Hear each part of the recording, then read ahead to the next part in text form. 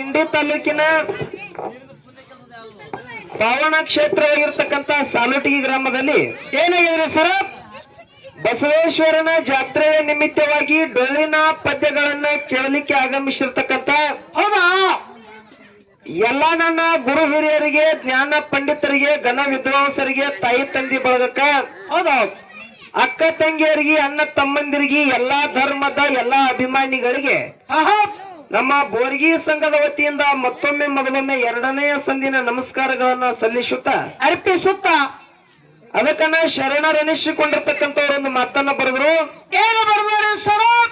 ಗುರಿತಾಗದ ಬಾಣ ನೂರಾರು ಎಸೆದರೇನು, ಹೌದಾ, ಬರೇ ಮಾತನಾಡಿದರೆ ಫಲವೇನು. ಫಲವೇನು? ಗುರಿತಾಗದ ಬಾಣ ನೂರಾರು ಎಸೆದರೇನು, ಬರೇ ಮಾತನಾಡಿದರೆ ಫಲವೇನು. ನಿಜ ಗುಣದ ಅರಿವು ಇಲ್ಲದಿರೆ ಸರ್ವಜ್ಞಾತ ಹೇಳರು. ಹಿಂಗಂದ್ರೆ ಏನ್ರಿಪ್ಪ ಮಾತ? ಯುದ್ಧಕ್ಕೆ ನಿಂತಾಗ ಗುರಿ ಇರ್ಲಾರ್ದಂತ ಬಾಣ ಒಂದಲ್ಲ, ನೂರಲ್ಲ, 1000 ಬಿಟ್ರು ಕೂಡ ವ್ಯರ್ಥ ಆತಾವ್. ಅದು ಉಪಯೋಗ ಇಲ್ರಿಪ್ಪ, ಏನು ಉಪಯೋಗ ಇಲ್ಲ. ಹಂಗ ನಾವು ವಿಷಯ ಅದ್ರ ಬಗ್ಗೆ ವಿಚಾರ ಇಲ್ಲದೇನೆ ಎಷ್ಟೊತ್ತನ ಮಾತಾಡ್ರು ಕೂಡಿರ್ತಕ್ಕಂತ ದೈವ ಅದಕ್ಕೆ ಬ್ಯಾಡ ಅತಾರಂದ್ರ ನಾವೇನ್ ಮಾಡ್ಬೇಕಂದ್ರೆ ತಿಳಿದಷ್ಟು ಸ್ವಲ್ಪ ತುಸುನೆ ಮಾತಾಡೋದೈತಿ. ಹೌದು, ಶಾರ್ಟ್ ಅಂಡ್ ಸ್ವೀಟ್ ಟ್ರಿಪ್ಪ. ಕೂಡಿರ್ತಕ್ಕಂತ ದೈವದವ್ರು ಎರಡೂ ಕಲಾವಿದರಿಗೆ ಒಂದು ವಿನಂತಿ ಮಾಡ್ಕೊಂಡಾರ. ಅವರು ತುಸು ಸಮಯದಾಗನೆ ಮಾತಾಡ್ರಿ, ಬಹಳ ಉದ್ದಕ್ಕ ಒಯ್ಬೇಡ್ರಿ ಅಂತಕ್ಕಂತ ಮಾತಾಡ್ಯಾರ. ಬಹಳ ಸಂತೋಷ ಐತಿ. ಹೌದಾ? ಇವತ್ತಿನ ದಿನ ನಮ್ಮ ಗಳೂರ್ಗಿ ಡೊಳ್ಳಿನ ಕಲಾಗಾಯನ ಸಂಘ ಮತ್ತು ಬೋರ್ಗಿ ಸಂಘದ ಮಧ್ಯ ಒಂದು ವಿಷಯ ಇಟ್ಟಿದ್ವಿ ನಾವು. ಏನ್ರಿಪ್ಪ ವಿಷಯ? ಒಂದು ಭಕ್ತಿ ಅಂತಕ್ಕಂಥದ್ದು ಶ್ರೇಷ್ಠ ಅಥವಾ ಜ್ಞಾನ ಅಂತಕ್ಕಂಥದ್ದು ಶ್ರೇಷ್ಠ ಅಂತ. ಹೌದು.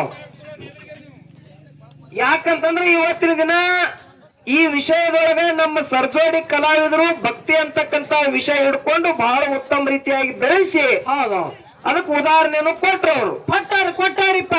ಅದಕ್ಕೆ ಸರ್ವಜ್ಞ ಕವಿಗಳು ಒಂದು ಮಾತು ಬರೆದ್ರು. ಏನ್ ಹೇಳ್ಯಾರ? ವಿದ್ಯೆಯುಳ್ಳವನ ಮುಖವು ಮುದ್ದು ಬರುವಂತಿತ್ತು. ಹೌದಾ? ವಿದ್ಯೆಯುಳ್ಳವನ ಮುಖವು ಮುದ್ದು ಬರುವಂತಿತ್ತು, ವಿದ್ಯೆ ಇಲ್ಲದವನ ಬರಿ ಮುಖವು ಹಾಳೂರು ಹದ್ದಿನಂತಿಕ್ಕು ಸರ್ವಜ್ಞ. ಹೌದೌದು. ಯಾಕೆ ಮಾತು ಹೇಳಿದ್ರು?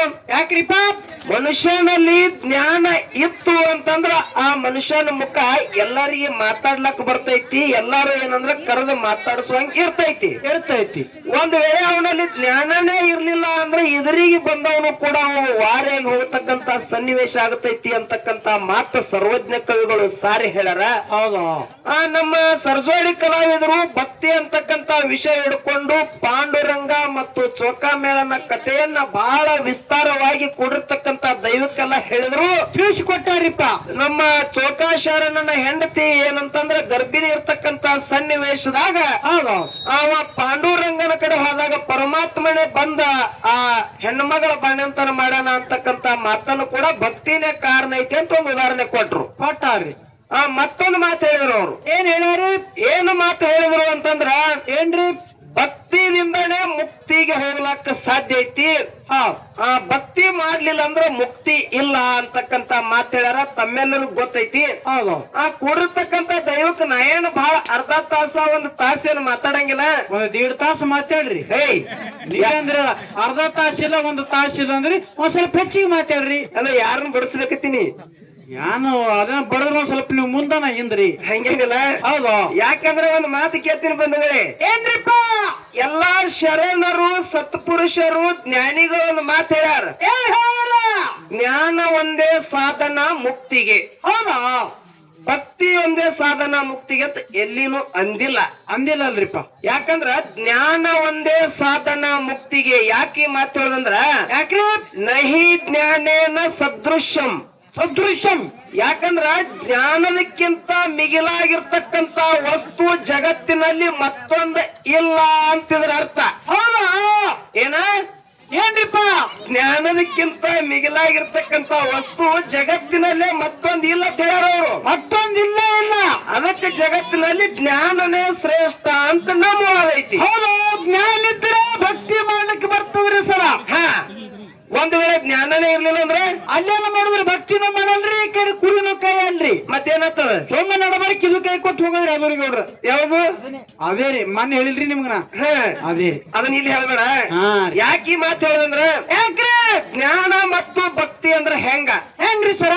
ಮಜ್ಜಿಗೆ ಹಾಲಿನಲ್ಲಿನೇ ಮಜ್ಜಿಗೆ ಹುಟ್ಟ್ಯದ, ಮಜ್ಜಿಗೆ ಒಳಗೇನೆ ತುಪ್ಪ ಹುಟ್ಟ್ಯದ. ಹೌದಾ? ಹೌದಿಲ್ಲ? ಮಜ್ಜಿಗೆ ಭಕ್ತಿ ಇದ್ದಂಗ, ತುಪ್ಪ ಜ್ಞಾನ ಇದ್ದಂಗ. ಯಾಕೆ ಈ ಮಾತು ಹೇಳುದು? ಯಾಕ್ರಿ ಭಕ್ತಿ ಕೆಟ್ಟೈತಿ, ಜ್ಞಾನ ಎಲ್ಲಿ ಕೆಟ್ಟಿಲ್ಲ.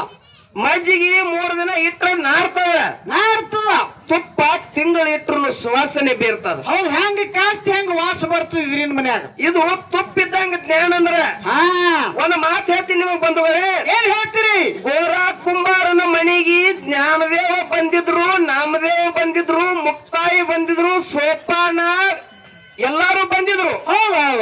ಅಲ್ಲಿ ಏನು ನಡೀತು? ಯಾರ್ಯಾರು ಎಷ್ಟರ ಮಟ್ಟಿಗೆ ಜ್ಞಾನವಂತರ ಅದಾರ ಅಂತೇಳಿ ಚೆಕ್ ನಡೀತು. ಹೌದು, ಚೆಕಪ್. ಅವಾಗ ಗೋರಾ ಕುಂಬಾರ ಮಡಿಕೆ ಮಾಡ್ತಕ್ಕಂತ ತ್ಯಾಪಿಯನ್ನು ತೆಗೆದುಕೊಂಡು ಎಲ್ಲಾರ ತಲೆ ಒಳಗೆ ಬಾರಿಸುತ್ತ ಬಂದ. ನಾಮದೇವನ ತಲೆಯಾಗ ಹೊಡೆದ ಕೂಡ್ಲೆ ನಾಮದೇವ್ ಯಾಕೋ ಅಂದ ಕೂಡ್ಲೇನೆ ಅವಾಗ ಗೋರಾ ಕುಂಬಾರ ಒಂದು ಮಾತು ಹೇಳ್ದ. ಏನ್ ಹೇಳಿದ್ರಿಪ್ಪ? ಇನ್ನೂ ನಾಮದೇವ ಕತ್ತಾದನ, ಇವ ಗುರುವಿನ ಮಗ ಆಗಿಲ್ಲ, ಇವಾಗ ಜ್ಞಾನ ಬಂದಿಲ್ಲ ಅಂದವ. ಅವಾಗ ನಾಮದೇವಗ ಸಿಟ್ಟು ಬತ್ತು. ನಾ ಇಂತ ಭಕ್ತಿವನದಿನೋ, ಪಂಡ್ರಾಪುರ ಪಾಂಡುರಂಗನ ಜೊತೆ ಪ್ರತಿನಿತ್ಯ ನಾ ಮಾತಾಡ್ತೀನೋ, ನಾ ದೇವರ ಜೊತೆ ಮಾತಾಡ್ತೀನೋ. ಇಂಥವನ ಇರ್ಲಾಕಾಗಿನೂ ಕೂಡ ನಾ ಇನ್ನ ಕಚ್ಚಾದನ ತಿಳಿಟ್ಟು ಕೂಡತಕ್ಕಂತ ಮಂದಿ ಒಳಗ ನನಗೆ ಗೋರಾ ಕುಂಬಾರ ಅವಮಾನ ಮಾಡ್ಯಾನಂದ್ರ ಸಾಕ್ಷಾತ್ ಪಂಡ್ರಾಪುರ ಪಾಂಡುರಂಗನ ಹತ್ತಿರ ಹೋಗಿ ನಾ ವಿಚಾರ ಮಾಡ್ಬೇಕಂದ. ಅಂದ ಕಾಲಕ್ಕ ನಾಮದೇವ್ ಹೋಗಿ ಪಾಂಡುರಂಗನ ಪಾದಗಳಿಗೆ ನಮಸ್ಕಾರ ಮಾಡಿ ಮಾತು ಹೇಳ್ತಾನ. ಏನ್ ಹೇಳ್ತಾನ್ರಿಪ್ಪ? ಯಪ್ಪ ಭಗವಂತ, ಹೌದು, ಪ್ರತಿದಿನ ನೀ ನನ್ನ ಕರೆದ ಮಾತಾಡಿಸ್ತೀನ, ನಿನ್ನ ಜೊತೆ ಮಾತಾಡ್ತೀನೋ, ಆದ್ರೂ ಕೂಡ ಗೋರಾ ಕುಂಬಾರ ಕೂಡಿರ್ತಕ್ಕಂತ ಎಷ್ಟೋ ಮಂದಿ ಒಳಗ ನನ್ನ ಅವಮಾನ ಮಾಡಿ ಇನ್ನೂ ನಾ ಕಚ್ಚಾದನಂದ್ರೆ ಇದಕ್ಕೆ ಕಾರಣ ಏನಂತ ಕೇಳಿದ. ಏನ್ ಹೇಳ್ತಾನ್ರಿಪ್ಪ? ಅವಾಗ ಏನ್ ಹೇಳ್ದ ಪಂಡ್ರಾಪುರದ ಪಾಂಡುರಂಗ? ಏನ್ ಹೇಳ್ದ? ಯಾಕಂದ್ರೆ ನೀ ಇನ್ನ ಗೋರಾ ಕುಂಬಾರ ಹೇಳಿರ್ತಕ್ಕಂತ ಮಾತು ನಂಗ ನೀ ಕಚ್ಚಾಣೆ ಅದಿ ಅಂದವ. ಹೌದಾ?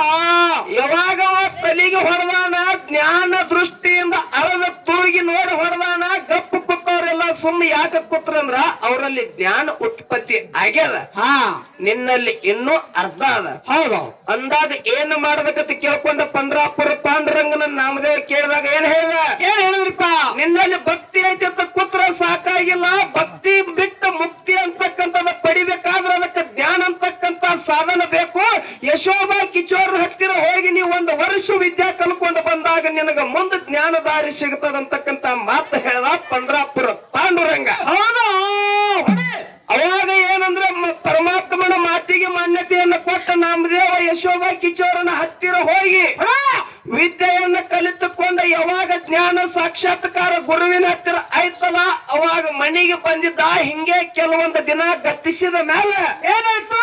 ನಾಮದೇವನ ಮನಿ ಒಳಗ ಎಣ್ಣೆ ಹಚ್ಚಿದ ಹೋಳಿಗೆ ಮಾಡ್ತಿದ್ರು. ಹೌದು, ಎಣ್ಣೆ ಹಚ್ಚಿದ ಹೋಳಿಗೆ ಮಾಡ್ತಿದ್ರು. ಒಂದು ಕಾರಣ ನಡೆದಿತ್ತು. ಅಂತ ಸನ್ನಿವೇಶದಾಗ ಇವ ಏನೋ ಭಕ್ತಿ ಒಳಗ ಅದಾನೋ ಏನೋ ಜ್ಞಾನಕ್ಕೆ ಬಂದಾನೋ ಪರೀಕ್ಷೆ ಮಾಡ್ಬೇಕಂತ ತಿಳ್ಕೊಂಡು ಪಂಡ್ರಾಪುರದ ಪಾಂಡುರಂಗ ನಾಯಿಯಾಗಿ ಬಂದು ಮನ್ಯಾಗಿರ್ತಕ್ಕಂತ ಹೋಳಿಗೆ ದುರ್ಡಾನ 2 ಹೋಳಿಗೆ ಬಾಯಿ ಹಿಡ್ಕೊಂಡು ಓಡ್ಲಾಕತ್ತ.